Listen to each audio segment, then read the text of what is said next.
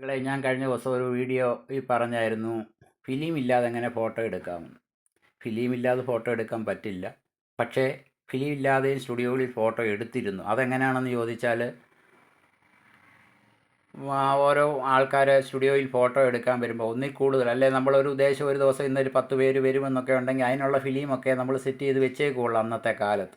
അപ്പോൾ ഫോട്ടോ എടുക്കാൻ 10 പേരിലോ 15 പേരോ ഒക്കെ കൂടുതൽ വരുമ്പോൾ ഫിലിം വാങ്ങിക്കാൻ തന്നെ ദൂര സ്ഥലത്തായിരിക്കും ഫിലിം വിൽക്കുന്ന കടകളുള്ള കൊല്ലമോ അല്ലെങ്കിൽ പത്തനംതിട്ടയോ ഒക്കെ ആയിരിക്കും. അപ്പോൾ സ്റ്റുഡിയോയിൽ നിന്ന് പോയി വാങ്ങിച്ചുകൊണ്ട് വരാനുള്ള താമസമൊക്കെ വരുമ്പോൾ ഈ കസ്റ്റമർ നഷ്ടപ്പെടാതിരിക്കാൻ കസ്റ്റമർ അറിയുന്നില്ലല്ലോ ഈ ക്യാമറയിൽ ഫിലിം ഉണ്ടോ ഇല്ലയോ എന്ന്. അപ്പോൾ ഫോട്ടോ എടുക്കും, എന്നിട്ട് നാളെ വന്ന് പ്രൂഫ് കാണണമെന്ന് പറയും. അങ്ങനെ പിറ്റേ ദിവസം വരുമ്പോൾ നിങ്ങൾ കണ്ണടച്ചു പോയി അല്ലെങ്കിൽ നിങ്ങളുടെ ഫോട്ടോ എടുത്ത് ശരിയായില്ല എന്ന് പറഞ്ഞുകൊണ്ട് അവരുടെ വീണ്ടും ഫോട്ടോ എടുക്കും. ആ കഴിഞ്ഞ കാലഘട്ടത്തിൽ അങ്ങനെയൊക്കെ ഒരു കഥകളുണ്ടായിരുന്നു, ചെയ്യുമായിരുന്നു. പല ഫോട്ടോഗ്രാഫേഴ്സും ഫിലിമിൻ്റെ പരിമിതി കൊണ്ട് അന്ന് ചെയ്യുമായിരുന്നു. അതാണ് ഫിലിം ഇല്ലാതെ ഫോട്ടോ എടുക്കുക എന്ന് പറഞ്ഞാൽ. അതുകൂടാതെ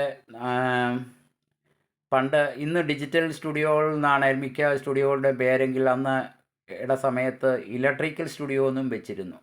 ആദ്യകാലത്ത് സ്റ്റുഡിയോയിൽ ഫോട്ടോ എടുക്കാൻ എല്ലാം ഡേ ലൈറ്റിലായിരുന്നു ഫോട്ടോ എടുത്തുകൊണ്ടിരുന്നത്, സൂര്യപ്രകാശത്തിൽ. കറണ്ടൊന്നും ഇല്ലായിരുന്നല്ലോ മിക്കയിടത്തും.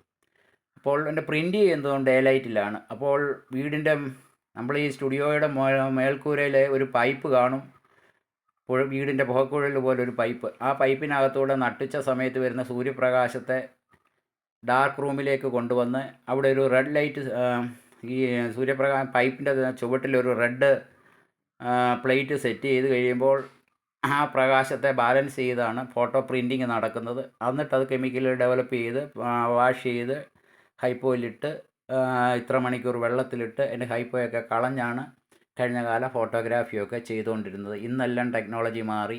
അപ്പോൾ കറണ്ട് വരുന്നതിന് മുമ്പേ നമ്മൾ ഫോട്ടോ എടുത്തിരുന്നു. കറണ്ട് വരുന്ന സമയത്തെ ചില സ്റ്റുഡിയോകളിലൊക്കെ എഴുതിയിരുന്നു ഇലക്ട്രിക്കൽ സ്റ്റുഡിയോ, അതായത് കറണ്ടുണ്ട്, ഫോട്ടോ എടുക്കാനുള്ള സംവിധാനങ്ങളുണ്ട് എന്നൊക്കെ ഉള്ളത്. അപ്പോൾ ഇങ്ങനെയൊക്കെയാണ് സ്റ്റുഡിയോ ഫോട്ടോഗ്രാഫിയുടെ പഴയകാല കഥകൾ. ഇനിയും കൂടുതൽ കഥകൾ അടുത്ത വീഡിയോയിൽ പറയാം. Okay, by.